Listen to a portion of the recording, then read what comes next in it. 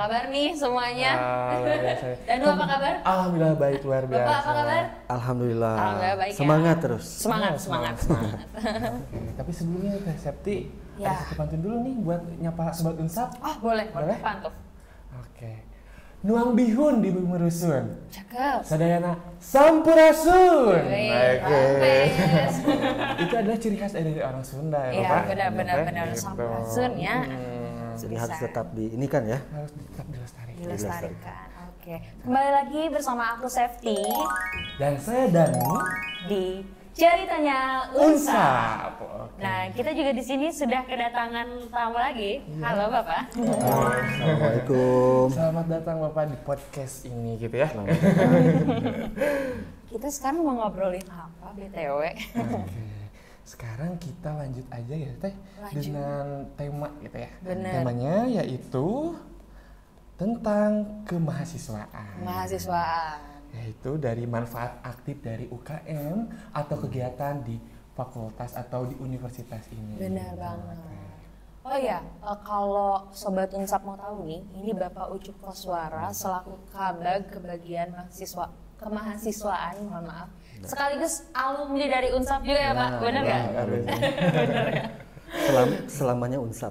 Selamanya Unsap di hati, Pak. Iya. Kalau boleh tahu Pak, dulu itu Bapak jurusan apa sih? Bapak itu jurusan pendidikan matematika. Pendidikan matematika, wah. FKIP, Pak. FKIP, iya benar-benar.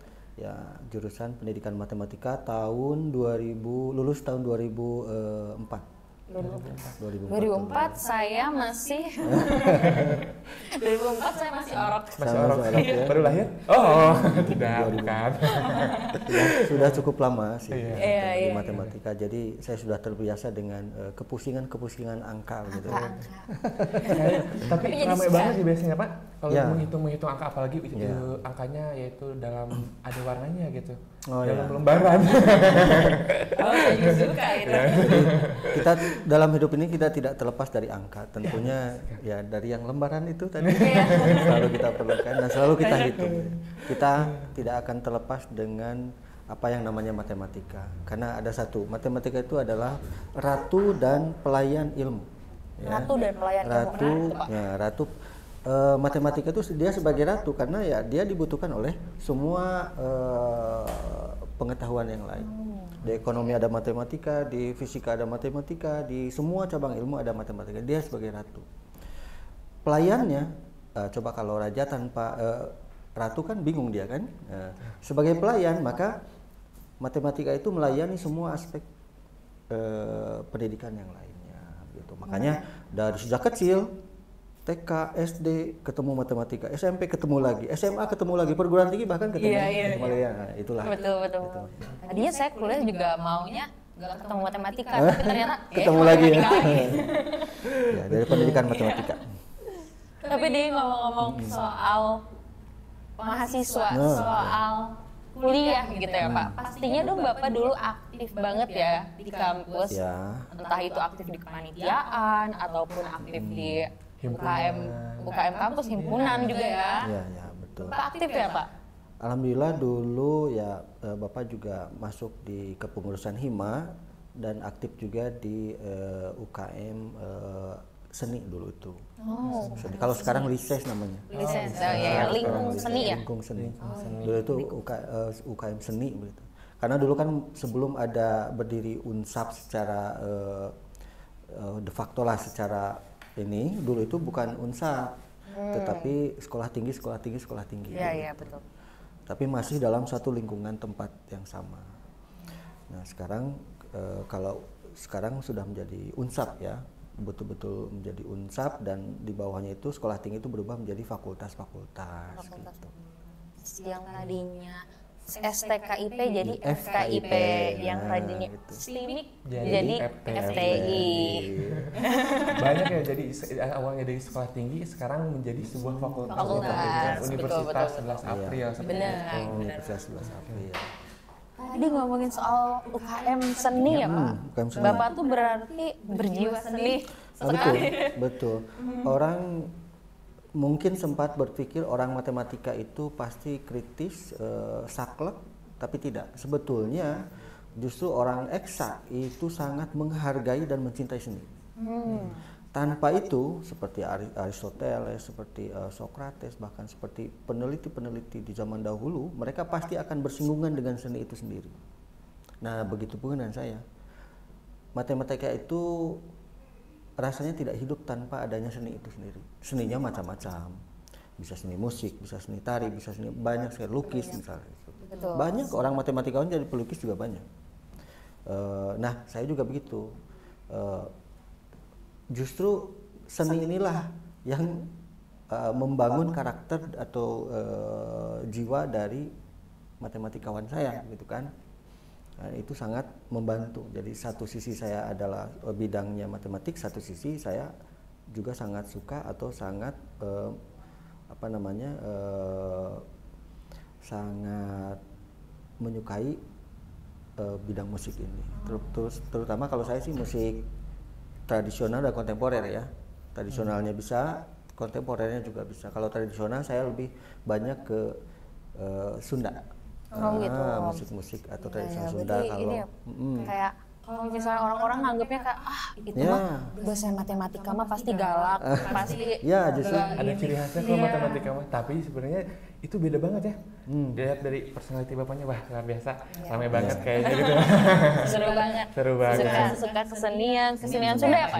Kesenian Sunda. Saya main di Saron dulu itu. Di Saron. Oh iya, Saron. Gamelan. Berarti kalau kayak gitu kan biasanya ada tur kayak gitu Pak. Ada. Waktu itu ikut. Kalau mungkin saya tambahkan tadi kalau seni tradisinya itu di kesenian Sunda, Jawa Barat lah, lingkup Jawa Barat. Dan kalau kontemporernya itu saya lebih kepada pemain biola. Jadi saya suka alat musik gesek, terutama kalau kontemporer ya di alat musik modern itu biola lah. Jadi saya juga menyukai atau ikut serta dalam kegiatan-kegiatan festival dengan nama itu tradisi dan kontemporer.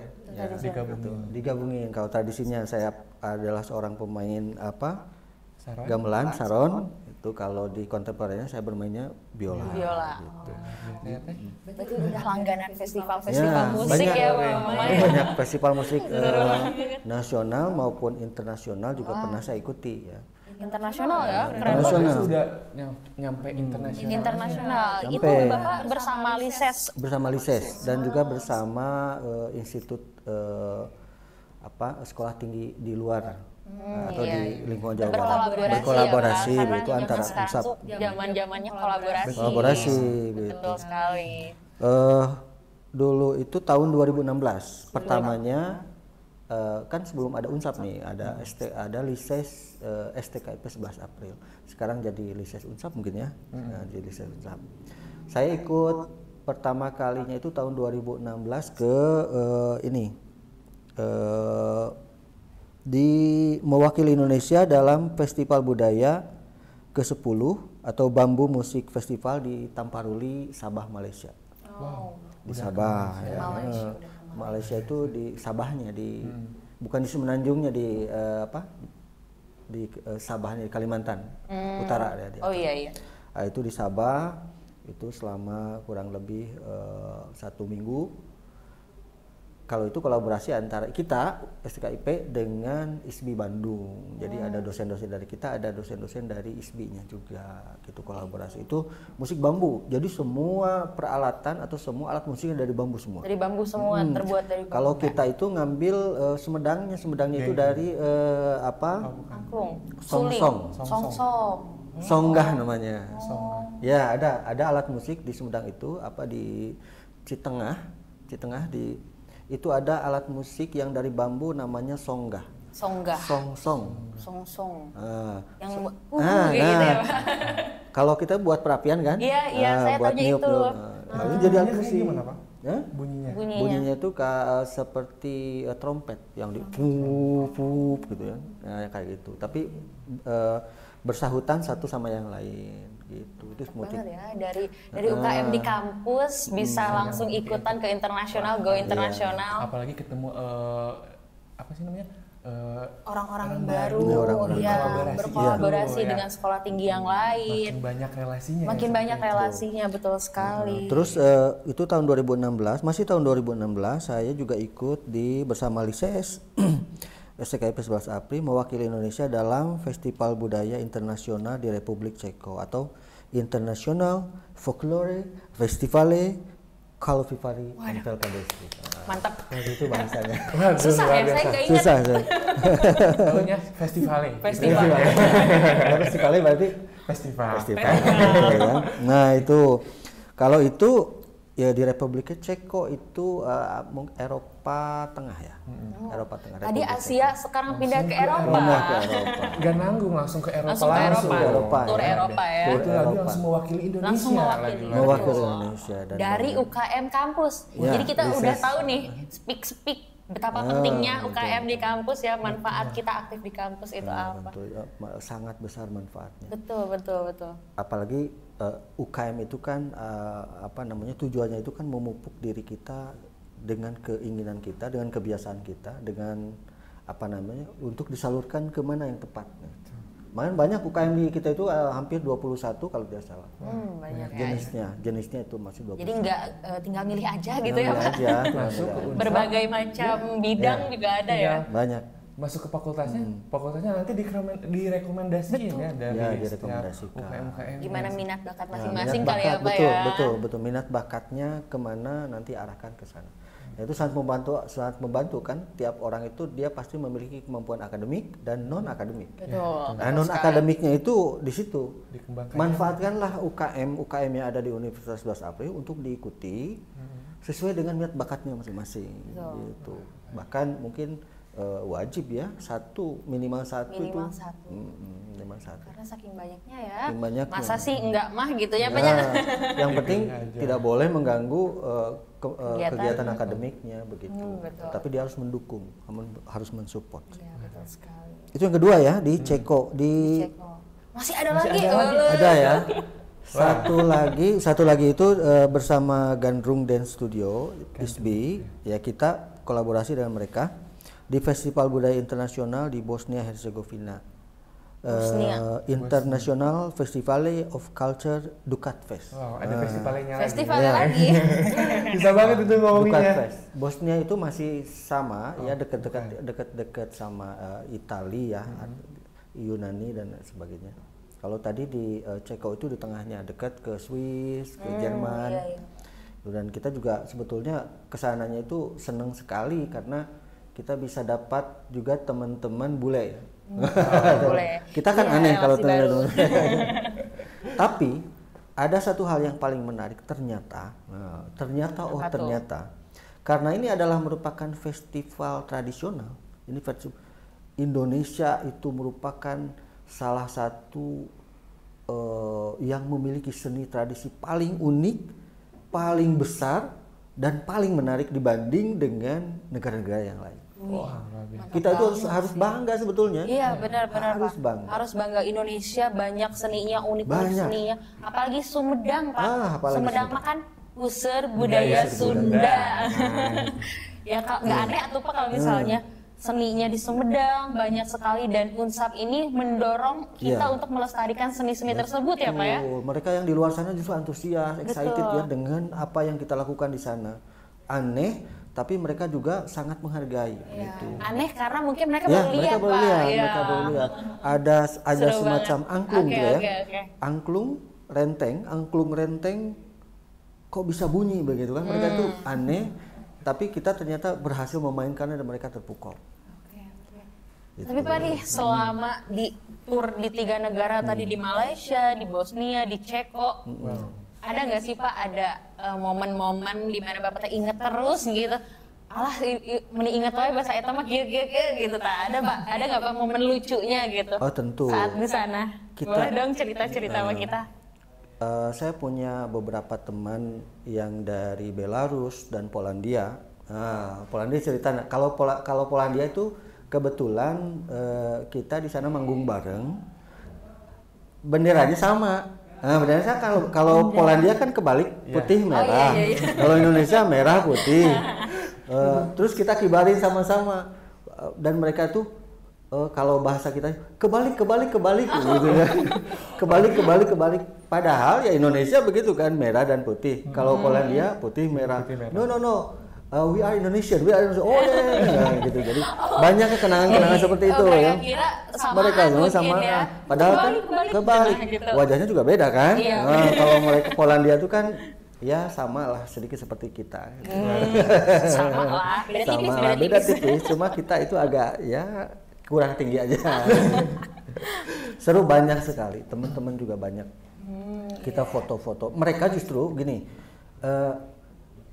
Kita kalau ketemu dengan mereka itu kan kayaknya kita itu ingin foto dengan mereka.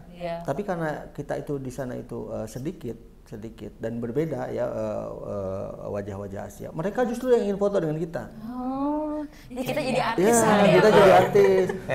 Saya pernah juga ditarik untuk foto sama mereka cewek-cewek yang bahkan kalau mau ada fotonya banyak lah di situ ya. Boleh dilihat di bawah. Dan kita itu bermain di sana itu mengenalkan budaya kita Indonesia di jadwal ya. Misalkan hari ini ada 3 jadwal manggung. Pertama di supermarket, itu supermarket jadi tempat manggung ya? manggung. Kalau kita mungkin ya di tempat supermarket ya, kita disediakan tempat untuk manggung di situ. Lalu selanjutnya di tengah kota. Kalau misalkan kita tuh di alun-alun lah. Kita main di alun-alun. Terus ada juga di pasar-pasar. Kita main berkeliling aja gitu, terjadwal. Jadi seru lah pokoknya.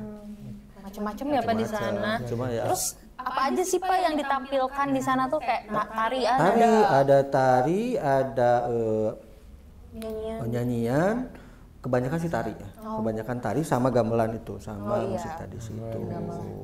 Kadang saya suka merinding kalau dengar seni tradisional gitu. Nah, boleh dong Pak, ini kan dari tadi kan ada banyak pengalamannya kan sampai ke luar negeri gitu ya, sampai ke internasional.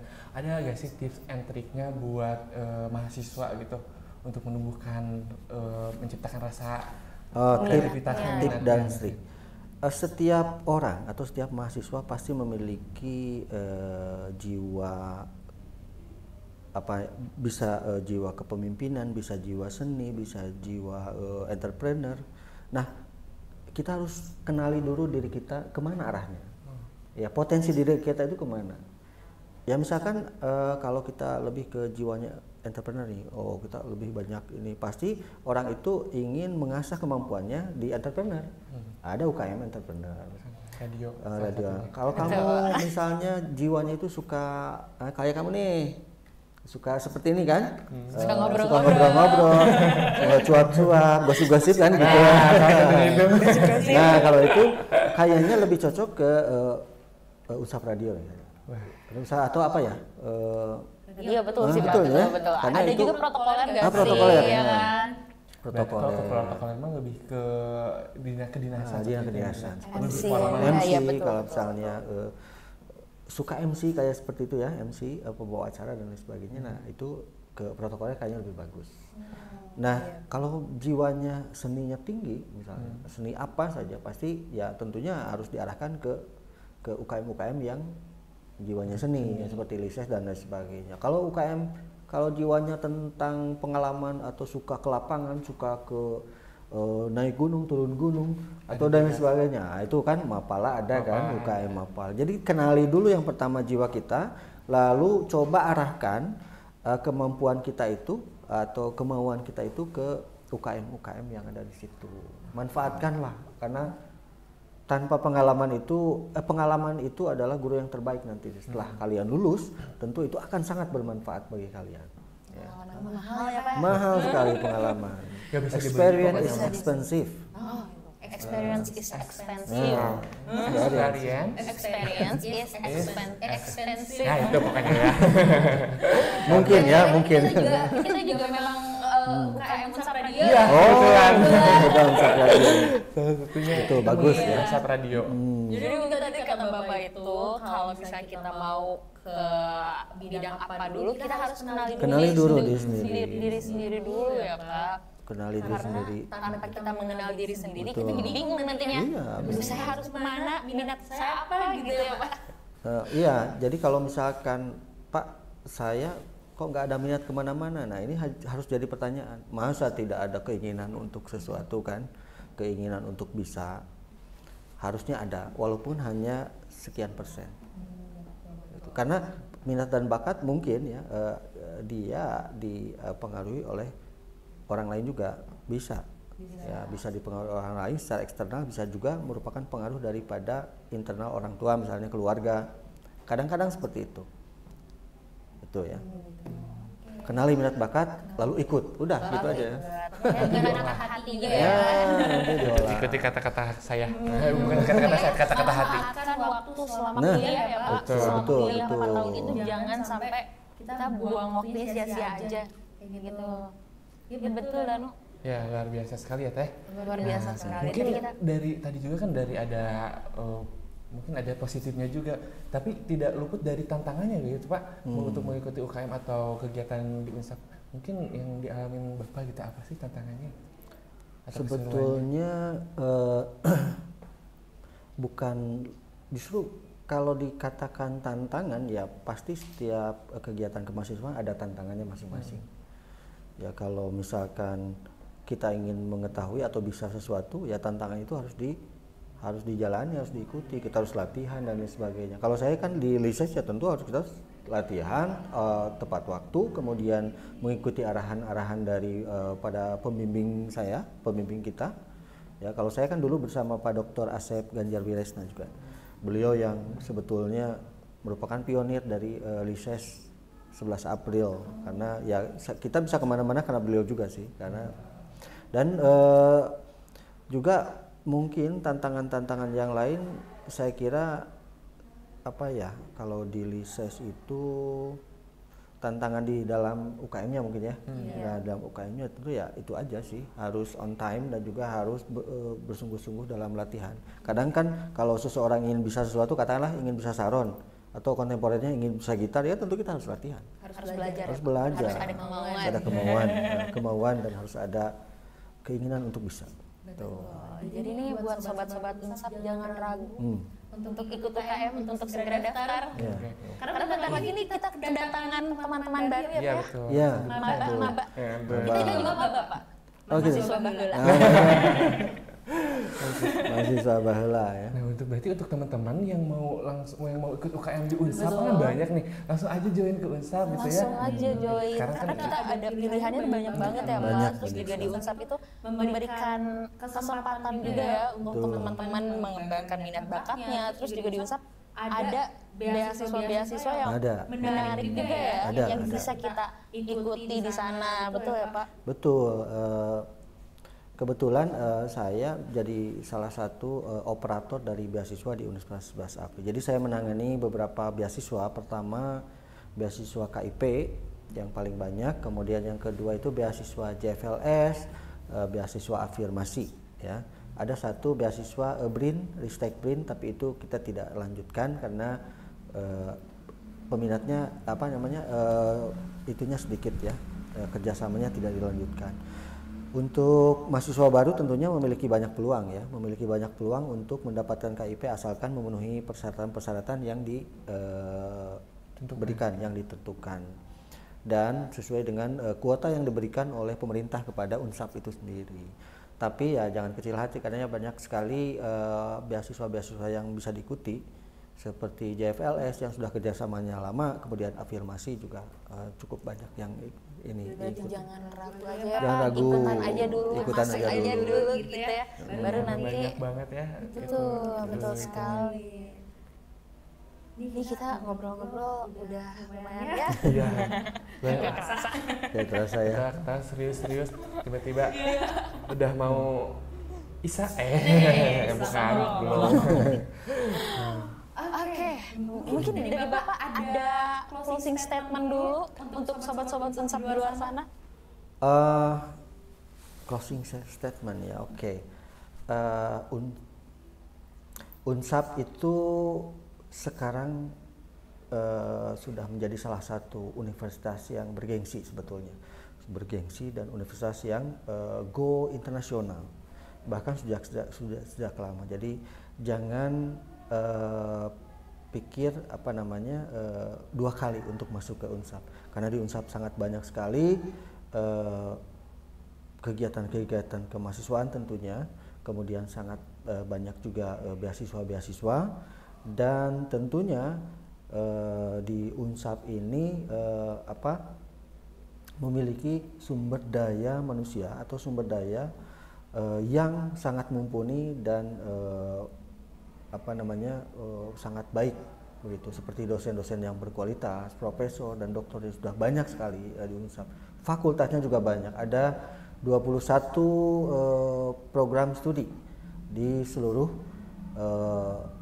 di Unsab dan STAI 11 April Sumedang ya. Jadi Unsab dan STAI 11 April totalnya itu ada 21 program studi, 4 program studi S2. Nah, ada S2-nya juga. Jadi silahkan ikut ke Universitas 11 April Sumedang dan mendaftar sekarang. Daftar sekarang di bawah ini ya. Linknya ada di bawah ini, boleh. Linknya ada di bawah ini ya. Oke, Danu. Iya, Teh Septi gimana? Nih kita sudah ada closing statement tadi dari Bapak Ucu. Berarti menandakan apa? Menandakan kita akan segera berpisah. Enggak, jangan gitu ya. Tapi masih ada episode-episode yang lainnya. Betul sekali, nanti akan ada episode lagi, ketemu lagi sama kita dengan bintang tamu lainnya di ceritanya Unsab.